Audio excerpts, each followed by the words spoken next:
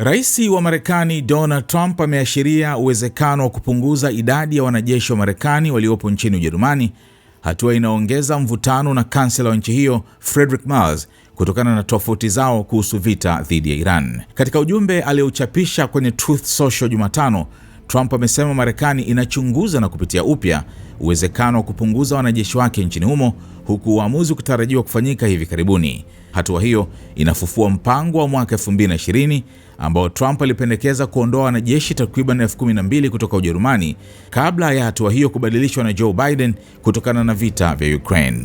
Kwa sasa, zaidi ya wanajeshi 36,000 wa Marekani walio kazini pamoja na akiba ya wanajeshi 1,500 wapo katika vituo mbalimbali nchini Ujerumani, ikiwa ni moja ya uwepo mkubwa wa kijeshi wa Marekani barani Ulaya.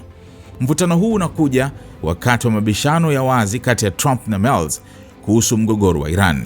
Trump amewakosoa washirika wa Ulaya kwa kushindwa kuunga mkono juhudi za kijeshi za Marekani na Israel dhidi ya Iran, pamoja na kutosaidia kufungua tena mlango Hormuz, njia muhimu ya usafirishaji wa kimataifa iliyovurugika kutokana na mgogoro huo. Aidha, Trump aliendelea kuikosoa NATO akiita dhaifu na kuhoji ufanisi wake. Kwa upande wake, Merz alikosoa vikali msimamo wa Marekani akidai kuwa taifa hilo linadhalilishwa na Iran na kwamba halina mkakati wa wazi katika vita hivyo.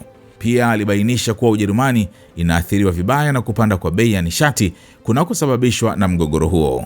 Trump alijibu kwa ukali kupitia mtandao wa kijamii akipuuza kauli ya Merz na kukosoa hali ya uchumi wa Ujerumani.